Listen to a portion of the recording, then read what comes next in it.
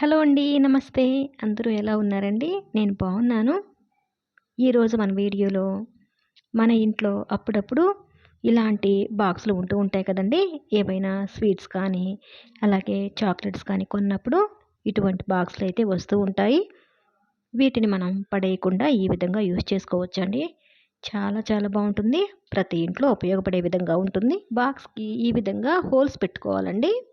కింద వైపున ఈ విధంగా లైన్‌గా 4 హోల్స్ పెట్టుకోవాలి. పై వైపునొచ్చేసి ఒక వైపున 2 హోల్స్, ఇంకో వైపున కూడా 2 హోల్స్ పెట్టానండి. నేను స్క్రూ డ్రైవర్‌ని కాల్చి ఈ విధంగా హోల్స్ పెట్టానండి. అదైతే ఈజీగా ఉంటుంది.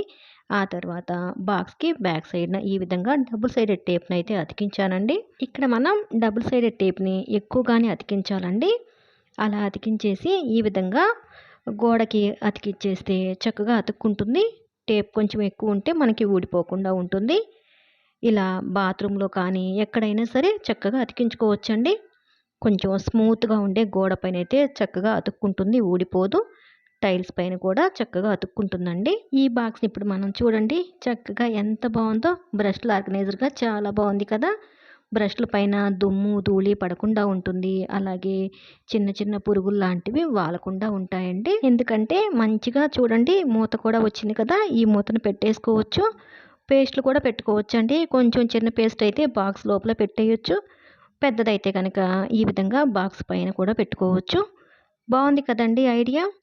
మీ అందరికీ బాగా నచ్చిందనుకుంటున్నాను. నచ్చినట్లయితే ప్లీజ్ అండి వీడియోని లైక్ చేసి మీ అభిప్రాయాన్ని కామెంట్ సెక్షన్‌లో తెలియచేయండి.